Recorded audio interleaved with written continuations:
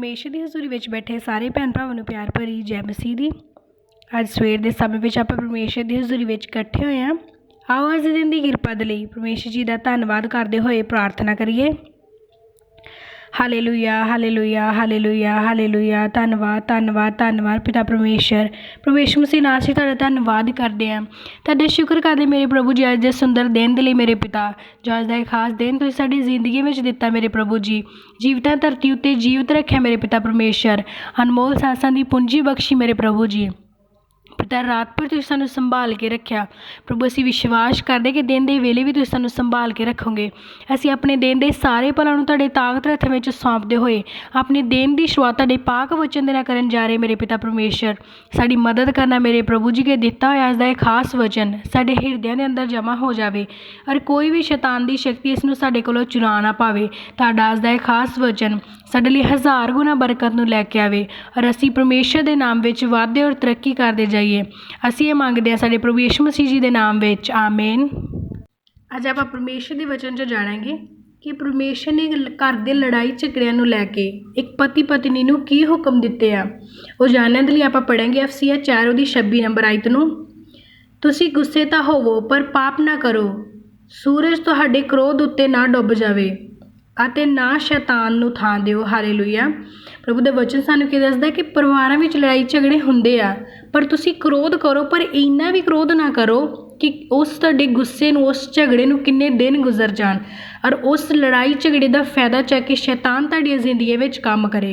तुहाडा क्रोध सिर्फ इन्ना होना चाहिए आ कि अगर सवेरे तुहाडी लड़ाई हुई तो शाम तक वो झगड़ा खत्म हो जाना चाहिए, क्योंकि जिथे ज़्यादा देर तक लड़ाई झगड़ा मन मुटाव हुंदा आ उत्थे पाप अपनी जगह बना लैंदा आ और जिथे पाप हुंदा उत्थे परमेश्वर नहीं, उत्थे शैतान हुंदा आ।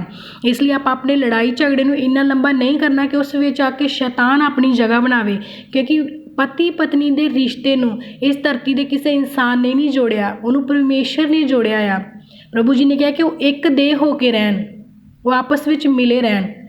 इसलिए आप इन्ना लड़ाई झगड़ा नहीं वधाउणा कि परमेश्वर की जगह पर उस रिश्ते में शैतान अपनी मर्जी नूं पूरा करे। नैक्सट आप वचन चो देखेंगे एफसीआ 4 उहदी 29 नंबर आयत नूं। कोई गंदी गल तुहाडे मूँह विचों ना निकले, सगों जिवें लोड़ पवे वो गल निकले ਜਿਹੜੀ ਹੋਰਨਾਂ ਦੀ उन्नति ਲਈ चंगी होवे, भाई सुनन वालिਆਂ उत्ते किरपा होवे। हालेलुया। प्रभु का वचन सानू के दसदा कि तुसी अपने मूँह विचों गंदे शब्दों का उच्चारण नहीं करना, क्योंकि वचन सानू दसदा आ कि परमेश्वर ने साडे शब्दों विच सामर्थ दित्ती आ और असी जो कुछ अपने मूँह विचों कड्डांगे वो साडे लई हो जाएगा। इसलिए कोशिश करनी कि असी इदां दे शब्द कड्डे जिन्हां दे नाल किसी नूं चंगियाई मिले, किसी दी उन्नति होवे और किसी दे उत्ते किरपा होवे। असी ब्लैसिंग वाले वर्ड्स मूँह चों कड्डने आ। असी अपने क्रोध नूं कंट्रोल करना आ ताकि उस क्रोध दे विच भी साडे मूँह विचों किसी दे लई आशीष की जगह ते बद आशीष ना निकले। साडा मूँह हमेशा आशीष देण वाला होवे, साडे मूँह विचों चंगियाई दे वर्ड्स ही निकलन। नैक्सट आप वचन च देखेंगे कि पति नूं किद्दां दा होना चाहिए आ। वो जानने के लिए आप पढ़ांगे पहला तिमोथुस उहदे 3 नंबर अध्याय दी 3 और 4 नंबर आयत नूं। ना प्याकड़ ना मुक्केबाज, सगों सील सुभाਅ दा होवे, ना झगड़ालू ना पैसे दा लोभी, अपने घर का चंगी तरह प्रबंध करन वाला अते अपने बालकां नूं पूरी गर्भताई नाल वस विच रखण वाला होवे। हालेलुया। परमेश्वर का वचन सानूं दसदा कि एक पति दे विच इदां दे गुण होने चाहिए आ कि वो प्याकड़ ना होवे, वो शराबी ना होवे, वो मुक्केबाज ना होवे, मतलब अपने घर विच लड़ाई झगड़े नूं वधाउण वाला ना होवे।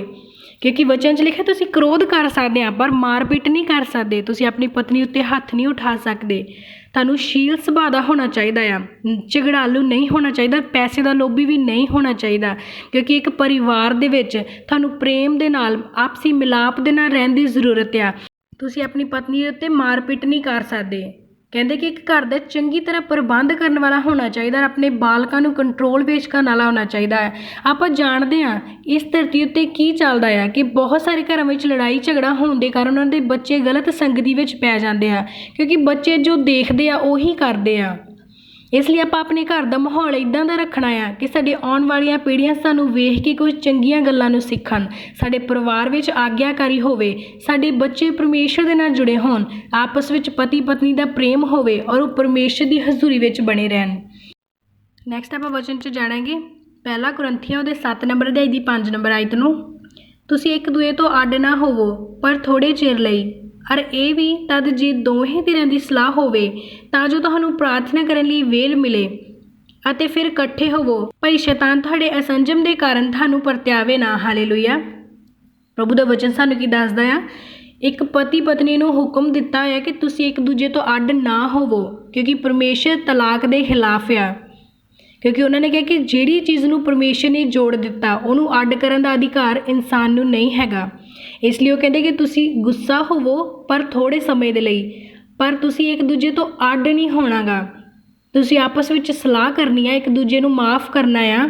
ਔਰ ਜਦੋਂ ਤੁਹਾਡੇ ਵਿੱਚ ਆਪਸੀ ਸਲਾਹ ਹੁੰਦੀ ਹੈ ਤਾਂ ਤੁਸੀਂ ਦੋਨਾਂ ਨੇ ਮਿਲ ਕੇ ਪ੍ਰਾਰਥਨਾ ਕਰਨੀ ਆ। ਜਦ ਵੀ ਤੁਹਾਨੂੰ ਵੇਲ ਮਿਲੇ ਤਾਂ ਫਿਰ ਮਿਲ ਕੇ ਪ੍ਰਾਰਥਨਾ ਕਰੋ, ਤਾਂ ਕਿ ਤੁਹਾਡੇ ਉਸ ਲੜਾਈ ਝਗੜੇ ਦੇ ਵਿੱਚ ਸ਼ੈਤਾਨ ਤੁਹਾਡੇ ਵਿੱਚੋਂ ਫਾਇਦਾ ਨਾ ਉਠਾ ਸਕੇ।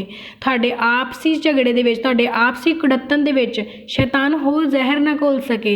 ਇਸ ਲਈ ਤੁਸੀਂ ਆਪਸ ਵਿੱਚ ਮਿਲ ਕੇ ਆਪਣੇ ਪਰਿਵਾਰ ਦੀ ਸ਼ਾਂਤੀ ਦੇ ਲਈ, ਆਪਣੇ ਬੱਚਿਆਂ ਦੇ ਲਈ, ਆਪਣੇ ਇਸ ਰਿਲੇਸ਼ਨ ਦੀ ਲੰਬੀ ਉਮਰ ਔਰ ਤੰਦਰੁਸਤੀ ਦੇ ਲਈ ਪ੍ਰਭੂ ਯਿਸੂ ਮਸੀਹ ਜੀ ਨਾਸਰੀ ਦੇ ਅੱਗੇ ਪ੍ਰਾਰਥਨਾ ਕਰਨੀ ਆ। ਨੈਕਸਟ ਆਪਾਂ ਵਚਨ 'ਚ ਦੇਖਾਂਗੇ ਅਫਸੀਆ 4 ਉਹਦੀ 31 ਔਰ 32 ਨੰਬਰ ਆਇਤ ਨੂੰ। ਸਭ ਕੁੜੱਤਣ, ਕ੍ਰੋਧ, ਕੋਪ, ਰੌਲਾ ਅਤੇ ਦੁਰਬਚਨ, ਸਾਰੀ ਬੁਰਾਈ ਸਣੇ ਤੁਹਾਥੋਂ ਦੂਰ ਹੋਵੇ, ਅਤੇ ਤੁਸੀਂ ਇੱਕ ਦੂਏ ਉੱਤੇ ਕਿਰਪਾਵਾਨ ਅਤੇ ਤਰਸਵਾਨ ਹੋਵੋ, ਅਤੇ ਇੱਕ ਦੂਏ ਨੂੰ ਮਾफ़ ਕਰੋ, ਜਿਵੇਂ ਪਰਮੇਸ਼ਰ ਨੇ ਵੀ ਮਸੀਹ ਵਿੱਚ ਤੁਹਾਨੂੰ ਮਾफ़ ਕੀਤਾ ਹੈ। ਹਾਲੇਲੂਇਆ। ਪ੍ਰਭੂ ਦਾ ਵਚਨ ਸਾਨੂੰ ਕੀ ਦੱਸਦਾ ਕਿ ਤੁਹਾਡੇ ਮਨ ਵਿੱਚ ਕੁੜੱਤਣ ਨਹੀਂ ਹੋਣੀ ਚਾਹੀਦੀ, ਕ੍ਰੋਧ ਨਹੀਂ ਹੋਣਾ ਚਾਹੀਦਾ, ਕਿਉਂਕਿ ਪਰਮੇਸ਼ਰ ਨੇ ਤੁਹਾਨੂੰ ਇੱਕ ਕੀਤਾ ਆ, ਉਹਦੇ ਵਿੱਚ ਪ੍ਰਭੂ ਦੀ ਮਰਜ਼ੀ ਆ। ਔਰ ਅਗਰ ਤੁਸੀਂ ਆਪਸ ਵਿੱਚ ਇੱਕ ਨਹੀਂ ਹੁੰਦੇ, ਇੱਕ ਦੂਜੇ ਤੋਂ ਦੂਰ ਹੋ ਜਾਂਦੇ ਆ, ਕ੍ਰੋਧਮਾਨ ਹੁੰਦੇ ਆ, ਅਤੇ ਉਹਦੇ ਤੋਂ ਪਰਮੇਸ਼ਰ ਤੁਹਾਡੇ ਤੋਂ ਨਾਰਾਜ਼ ਹੁੰਦਾ ਹੈ, ਕਿਉਂਕਿ ਪਰਮੇਸ਼ਰ ਨੇ ਤੁਹਾਨੂੰ ਅਲੱਗ ਕਰਨ ਦੇ ਲਈ ਨਹੀਂ ਜੋੜਿਆ ਸੀ। ਕਹਿੰਦੇ ਤੁਸੀਂ ਇੱਕ ਦੂਜੇ 'ਤੇ ਕਿਰਪਾਵਾਨ ਅਤੇ ਤਰਸਵਾਨ ਰਹੋ। ਤੁਸੀਂ ਹਰੇਕ ਜ਼ਰੂਰਤ ਵਿੱਚ ਉਹਨਾਂ ਦੀ ਮਦਦ ਕਰੋ, ਜਿੱਥੇ ਜ਼ਰੂਰਤ ਹੈ ਉਹਨਾਂ ਦੇ ਤਰਸਵਾਨ ਰਹੋ, ਉਹਨਾਂ ਦੀ ਹਰ ਮੁਸ਼ਕਿਲ ਵਿੱਚ, ਹਰ ਬਿਮਾਰੀ ਵਿੱਚ ਸਹਾਇਤਾ ਕਰੋ, ਅਤੇ ਇੱਕ ਦੂਜੇ ਨੂੰ ਮਾफ़ ਕਰ ਦਿਓ। ਸਾਡੇ ਦਿਲ ਵਿੱਚ ਕੋਈ ਇੱਦਾਂ ਦੀਆਂ ਗੱਲਾਂ ਹੁੰਦੀਆਂ ਜੋ ਸਾਨੂੰ ਲੱਗਦਾ ਆ ਕਿ ਅਸੀਂ ਰਹਿੰਦੀ ਜ਼ਿੰਦਗੀ ਤੱਕ ਇਸ ਨੂੰ ਮਾफ़ ਨਹੀਂ ਕਰ ਸਕਦੇ, ਪਰ ਅਸੀਂ ਪਰਮੇਸ਼ਰ ਤੋਂ ਉਸ ਗੱਲ ਨੂੰ ਸਿੱਖਣਾ ਆ, ਕਿਉਂਕਿ ਅਸੀਂ ਉਹ ਪਾਪ ਕੀਤੇ ਜਿਨ੍ਹਾਂ ਦੀ ਸਜ਼ਾ ਮੌਤ ਸੀ, ਪਰ ਪ੍ਰਭੂ ਜੀ ਨੇ ਕੀ ਕੀਤਾ? ਉਹ ਸਜ਼ਾ ਆਪਣੇ ਉੱਤੇ ਲੈ ਕੇ ਸਾਨੂੰ ਉਹਨਾਂ ਪਾਪਾਂ ਤੋਂ ਮਾफ़ ਕੀਤਾ। ਪਰ ਸਾਡੀ ਜ਼ਿੰਦਗੀ ਵਿੱਚ ਕਿਸੇ ਨੇ ਇੱਦਾਂ ਦਾ ਪਾਪ ਤਾਂ ਨਹੀਂ ਨਾ ਕੀਤਾ ਜਿਹਦੇ ਕਰਕੇ ਅਸੀਂ ਉਹਨੂੰ ਮਾफ़ ਨਾ ਕਰ ਸਕੀਏ। ਇਸ ਲਈ ਆਪਾਂ ਪ੍ਰਭੂ ਜੀ ਤੋਂ ਸਿੱਖਣਾ ਆ ਕਿ ਜੇ ਉਹਨਾਂ ਨੇ ਸਾਨੂੰ ਮਾफ़ ਕੀਤਾ ਤਾਂ ਅਸੀਂ ਵੀ ਇੱਕ ਦੂਜੇ ਨੂੰ ਮਾफ़ ਕਰ ਦਈਏ ਔਰ ਆਪਸ ਵਿੱਚ ਪ੍ਰੇਮ ਭਾਵਨਾ ਦੇ ਨਾਲ ਰਹੀਏ। ਆਓ ਆਪਾਂ ਅੱਜ ਦੇ ਇਹਨਾਂ ਵਚਨਾਂ ਦੇ ਦੁਆਰਾ ਪਰਮੇਸ਼ਰ ਜੀ ਦੀ ਹਜ਼ੂਰੀ ਵਿੱਚ ਪ੍ਰਾਰਥਨਾ ਕਰਾਂਗੇ। ਬਾਪ ਬੇਟਾ ਰੂਪਾਕ ਦੇ ਨਾਂ ਉੱਤੇ ਆਮੀਨ। Hallelujah, hallelujah, hallelujah, hallelujah, hallelujah, hallelujah, hallelujah, hallelujah. ਪਿਤਾ ਜੀ ਤੁਹਾਡਾ ਧੰਨਵਾਦ, ਧੰਨਵਾਦ, ਧੰਨਵਾਦ, ਧੰਨਵਾਦ ਪਿਤਾ, ਤੁਹਾਡਾ ਧੰਨਵਾਦ ਕਰਦਾ ਪਿਤਾ। ਤੁਸੀਂ ਮਹਾਨ ਹੋ ਪਿਤਾ ਪਰਮੇਸ਼ਰ। ਅੱਜ ਦੀ ਸੁਬਾਹ ਪਿਤਾ ਪਰਮੇਸ਼ਰ ਜੋ ਤੂੰ ਆਪਣੇ ਬੱਚਿਆਂ ਦੀ ਜ਼ਿੰਦਗੀ ਵਿੱਚ ਲੈ ਕੇ ਆਇਆ ਪਿਤਾ ਪਰਮੇਸ਼ਰ, ਅੱਜ ਦੀ ਸੁਬਾਹ ਇੱਕ ਖਾਸ ਸੁਬਾਹ ਹੋਵੇ ਪਿਤਾ ਪਰਮੇਸ਼ਰ। ਕੋਈ ਵੀ ਡਰਾਈਵਰ ਦੀ ਗੰਦੀ ਸ਼ਕਤੀ, ਗੰਦੀ ਆਤਮਾ, ਕਿਸੇ ਪ੍ਰਕਾਰ ਦੀਆਂ ਉਲਝਣਾਂ, ਪਰੇਸ਼ਾਨੀਆਂ, ਸਮੱਸਿਆਵਾਂ ਪਿਤਾ ਪਰਮੇਸ਼ਰ, ਜਾਂ ਕੋਈ ਵੀ ਬਿਮਾਰੀਆਂ ਇਹਨਾਂ ਤੁਹਾਡੇ ਬੱਚਿਆਂ ਦੀਆਂ ਜ਼ਿੰਦਗੀਆਂ ਦੇ ਵਿੱਚ ਆਪਣਾ ਕਾਰਿਆ ਕਰਦੀਆਂ ਪਿਤਾ। ਤੁਹਾਡੇ ਸਾਮਰਥੀ ਨਾਲ ਵਿੱਚ ਆਈ ਦੇ ਵਚਨਾਂ ਦੇ ਦੁਆਰਾ ਹਮੇਸ਼ਾ ਹਮੇਸ਼ਾ ਲਈ ਖਤਮ ਹੋ ਜਾਣ ਪਿਤਾ ਪਰਮੇਸ਼ਰ। ਜਿਆਦੇ ਪਿਤਾ ਪਰਮੇਸ਼ਰ ਤੁਹਾਡੇ ਬੱਚੇ ਪਿਤਾ ਪਰਮੇਸ਼ਰ ਤੁਹਾਡੇ ਵਚਨਾਂ ਨੂੰ ਰਿਸੀਵ ਕਰ ਰਹੇ ਆ, ਸੁਣ ਰਹੇ ਪਿਤਾ ਪਰਮੇਸ਼ਰ, ਇਹਨੂੰ ਆਪਣੀ ਆਸ਼ੀਸ਼ ਨਾਲ ਭਰ ਦਿਓ ਪਿਤਾ। ਤੁਸੀਂ ਆਪਣੇ ਵਚਨ ਦੇ ਵਿੱਚ ਕਿਹਾ ਆ, ਮੈਂ ਤੁਹਾਨੂੰ ਨਾ ਤਾਂ ਕਦੀ ਛੱਡਾਂਗਾ ਤੇ ਨਾ ਕਦੀ ਤਿਆਗਾਂਗਾ ਪਿਤਾ। ਆਪਣੇ ਵਾਅਦੇ ਮੁਤਾਬਕ ਨਾ ਆਪਣੇ ਬੱਚਿਆਂ ਦੀ ਰੱਖਿਆ ਕਰੋ, ਮਦਦ ਕਰੋ, ਸਹਾਇਤਾ ਕਰੋ ਪਿਤਾ ਪਰਮੇਸ਼ਰ। ਜਿਸ ਤਰ੍ਹਾਂ ਪਿਤਾ ਪਰਮੇਸ਼ਰ ਤੁਸੀਂ ਇਸ ਸੰਸਾਰ ਦੇ ਵਿੱਚ ਪਿਤਾ ਪਰਮੇਸ਼ਰ ਪਤੀ ਪਤਨੀ ਨੂੰ ਬਣਾਇਆ ਵਾ ਪਿਤਾ, ਇਸ ਸੰਸਾਰ ਦੇ ਵਿੱਚ ਭੇਜਿਆ ਆ ਪਿਤਾ ਪਰਮੇਸ਼ਰ। ਔਰ ਜਿੰਨੇ ਵੀ ਛੋੜੇ ਪਿਤਾ ਪਰਮੇਸ਼ਰ ਤੁਹਾਡੇ ਸਰੀਰ ਦੇ ਵਿੱਚ ਬੈਠੇ ਆ ਪ੍ਰਭੂ, ਸਭ ਨੂੰ ਤੁਹਾਡੇ ਨਾਮ ਦੇ ਵਿੱਚ ਬਲੈਸ ਕਰਦਾ ਪਿਤਾ ਪਰਮੇਸ਼ਰ। ਔਰ ਇਹਨਾਂ ਦੇ ਘਰਾਂ ਦੇ ਵਿੱਚ ਪਿਤਾ ਕੋਈ ਵੀ ਡਰਾਈਵਰ ਦੀ ਗੰਦੀ ਸ਼ਕਤੀ ਆਪਣਾ ਕਾਰਿਆ ਨਾ ਕਰ ਪਾਵੇ ਪਿਤਾ ਪਰਮੇਸ਼ਰ।